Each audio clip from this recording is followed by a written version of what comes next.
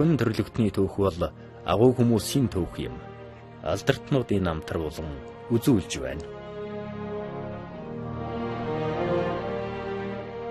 Хөх толбод хүүхдийн нэвтрүүлгийн алдартнуудын намтар болон амьдралын замнал ажил үйлс бүтээл төрөглөөр дэлхий даяар алдарсан олон сайхан хүмүүсийн үлгэрлэн дуурайх замналаар үзэгч хүүхдүүдэд аялуулж байгаа билээ. Энэ удаа бид дэлхийн их тайвны Нобелийн шагналт, Америк нэгдсэн улсын төрийн дээд шагнал эрх чөлөөний одонд, мөн энэтхэг улсын төрийн дээд шагналт, Оксфордын их сургуулийн хүндэт доктор Агнес Гонжа Бояжо буюу хүн төрлөختөнд Тереза хэмээн алдарсан нэгэн гайхамшигтай эмэгтэйг танилцуулах гэж байна.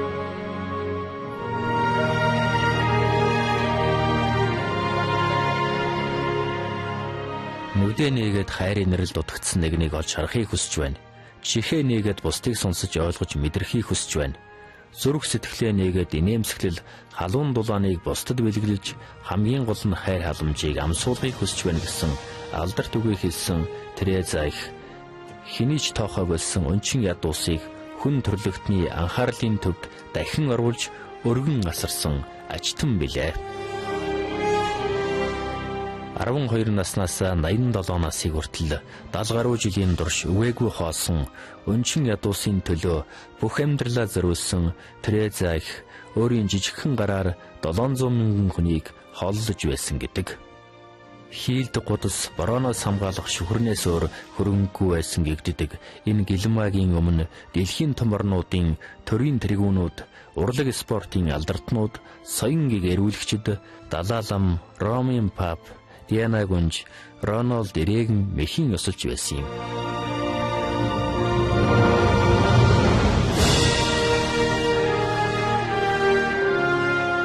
Ингээд би хүмүүст ядуусан амьдралыг харах боломж олгодог. Хүн бүр ийм амьдрал ямар байдгийг харах хэрэгтэй хэмээсэн Тереза их гэж хэн байв? Амьд ахуйзагта гигантнүүдийн тоон 109-оор багтсан ариун үлсд Тереза их 1910 оны 8 дугаар сарын 27-нд Македон улсын нийслэл Скопье хотноо Албан гаралтай Чинэлэг айлын гэр бүлд төржээ. Түүнийг багад нь Агнес Гонжа Бояжо гэдэг байсан бөгөөд эцэг нь Албанийн тусгаар тогтнолын төлөө хөдөлгөөнд оролцож байгаад учир битүүлгээр нас урсан гэдэг.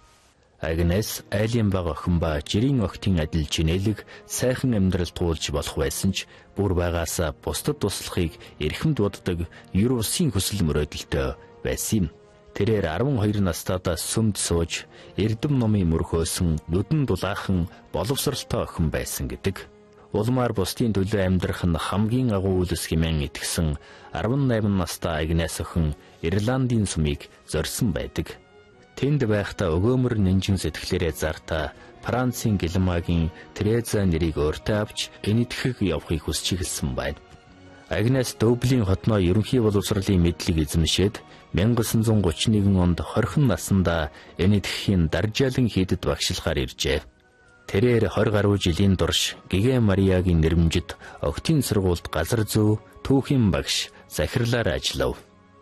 Европын тансаг амьдралаа энэтхэгийн үгээгүй ядуус туслах хувь тавилангаар сольсон Тереза 1950-ад оны үед энэтхэгийн харьяат болсон байна. Тэрээр халаасанда 5 рупитэй энэтхэг эмэгтэйчүүдийн өмсдөг саалыгаас хамгийн хямдхныг мөрөндөө углаж Калкутагийн гудамжинд хаягдсан өвдсөн зовсон хүмүүст туслахаар гарч ирсэн гэдэг. Энэ үеийг хүртэл энэтхэгт гудамжны эвгээгүй ядуу хүмүүс нохооноос дорд үзэгдэж хинч тоодгүй хаанч дансгүй байжээ. Тэрээр хамгийн эхлээд орон гэргүү тэнмэл хүүхдүүдийг цуглуулж үнгүү хичээл заав. Үүний зэрэгцээ асрагч нарынхаа хамт эмчлэгдэх найдваргүй болон гудамжинд өөхөх өдрөө хүлээн хэвтэж өв гэр оронгүй хүмүүсийг өөрийн жижигхэн асрамжийн байранд авчран сувилж тэнхрүүлдэг байв.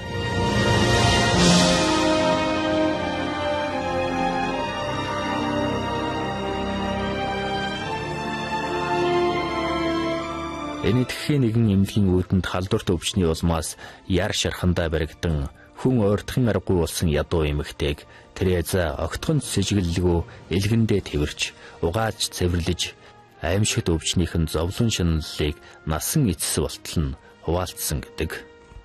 Тереза эхийн хувьд ийм үйл явдал хэдэн арваараа, хэдэн зуугаараа, бүр хэдэн мянгаараа тохиолддог байв. Тереза их асрагч нарынхаа хамт гудамжинд төрж, амьдарч, үхэж буй хэдэн 10 сая хүний төлөө жижигхэн биеэ үл хайрлан, үүрийн таван жингээр босч, өдөр шөнөгүй сахиж, хоолтой хоолгүй, нойртой нойргүй явж байв. Төвний энэ байдлыг харсан BBC-гийн сурвалжлагч би үүнийг сая долларын төлөөч хийхгүй гэсэн байхад Тереза их би ч гэсэн үүнийг сая долларын төлөө хийдгүү. Гагцгүй бурханд итгэдэг, түүнд хайртайдаа үүнийг үн төлбөргүй хийж байгаа юм хэмээн хариулсан гэдэг. Ядарч түлсэн хүн бүрийн төлөө гэсэн энэ агуу сэтгэлтэй эмэгтэйн тухай алдартай баримтат киног тэрхүү сэтгүүлч хожим хийсэн байна.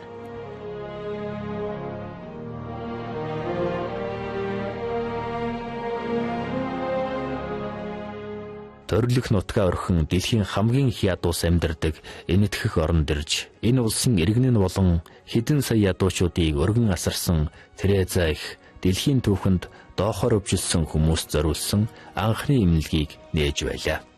Мөн энэтхэх улсаасаа гарч тусламж хэрэгтэй байгаа дэлхийн бүхий л халуун зэгт очиж ажилласан юм. 1965 оноос эхлэн Тереза их Дайны утаан дарагдсан Бейрут, Этиопийг хөндлөн туулж доох зэрэг олон халдварт өвчтний голомт болсон Африкийн улс орнуудын өнчин ядуус хүүхэд багчуудыг асарч Өмнөд Америкийн Венесуэл улсад унтах завгүй ажиллаж байлаа. Түүний эцсийн зорилго нь улсад сангасан өмсөх өвсөсгөө, орон гэргүү, хөгжлийн бэрхшээлтэй, өвчтөй хиндж тоогдохгүй орхигдсон, хинж хайрлалгүй мартсан хүмүүсийн төлөө ажиллах явдал байв.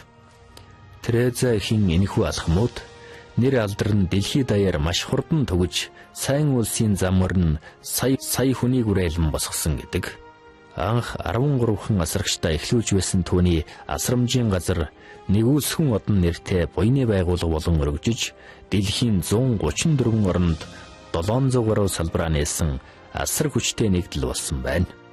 Тереза эхийн утсан чинээ улаан эмийг нь алган дээрээ тэрсэн өнчин ядууст өглөг өгөх буянтнууд борооны дараах мог шиг олширч хүн төрлөختөн сая нэг гудамжинд хөсөр хайсан хүмүүс рүүгээ авралын гараа сунгасан юм.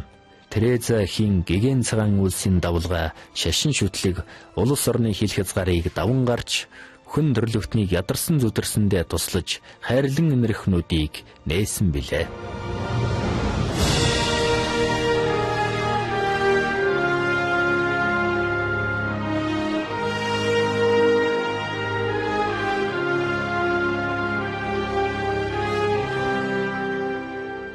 Төвний буянт үлсийг хүн төрлөختөн баатарлаг явдал хэмээн үнэлж 1973 онд Темплтоны нэрэмжит тусгай шагнал, 1979 онд дэлхийн инх тайвны Нобелийн шагналыг хүртээсэн юм. Улмаар 1985 онд Америкийн нэгдсэн улсын ерөнхийлөгч Тереза эхийг төрийн дээд шагнал болох эрх чөлөөний одонгоо хүндэтгэлтэйгээр гардууллаа. Тэрээр энэтхэх улсын төрийн дээд шагналыг мөн гардан авсан бөгөөд Оксфордын их сургууль хүндэт профессор болгосон юм. Тереза Европт нисж явахдаа онгоц буухын өмнө гинэт зорчигч нарт хандан эдлгүй үлдээсэн талах зууш ундаага энэ торонд хийчихгүй юу? Би ядуус даваачиж өгөх гэсэн юм хэмээн хинэггүй хэлж тор ямаа барин онгоцны шатаар хөнгөн алхаж болсон гэдэг. Тэрээр Нобелийн шагналаа хаа нэгтээ мартаж орхиод тэр яах вэ? Ядуус хэцүүдлээ хэмээн яарч бодсон тухай баримтж бий. Амьдад нь хүн төрлөختөн гигантын хэмээн өргөмжилсэн хэдхэн хүний нэг бол Тереза их.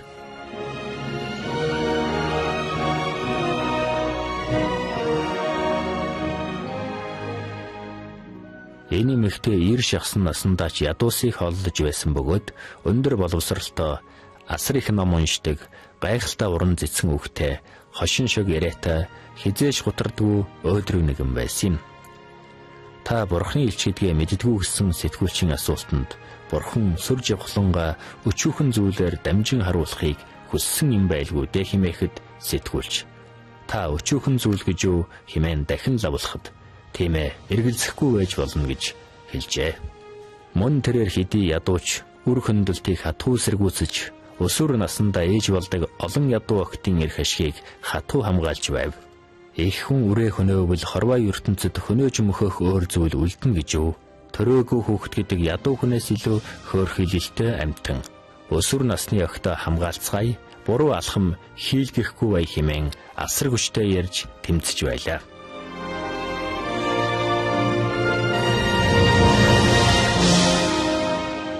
Алдарт Тереза их 87 наснда таалал төгссөн билээ.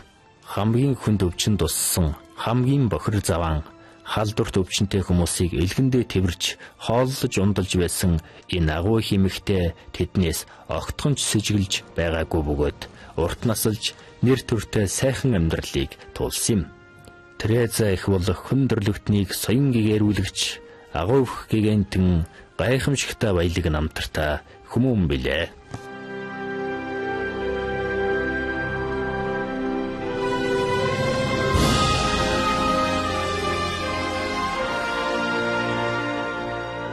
Намайг хүмүүст идэх загсыг нь зүгээр өгөхийн оронд загас барих уургийг нь өгөөч гэдэг.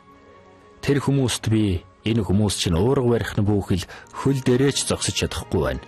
Эхлээд би тэднийг тэнхрүүлж байж төр барьж байгаа хүмүүст нь хүлээлгэж өгнө. Харин тэд уургыг нь өгөх үүрэгтэй.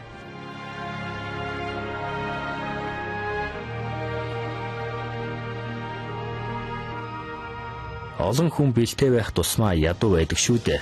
Ажаад байхад тэд их ганцаардмал бас хизээж ханаж цаддаггүй ямар нэг зүйлээр дутаж явдаг. Харин ядуусал жинхэнэ аз жаргал үн цэнийг нь мэддэг юм.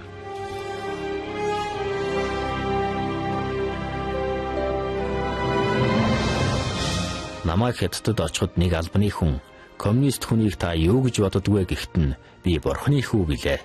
Маргааш нь хятадын хэвлэлүүд Тереза их коммунистуудыг бурхны хүү гэв хэмээн бичцгээсэн. Маш олон жилийн дараа ингэж хятадын хэвлэл мэдээлэл бурхан гэдэг үгийг бичгэд би юутаач харьцуулшгүй сайхан мэдрэмжийг амсч билээ.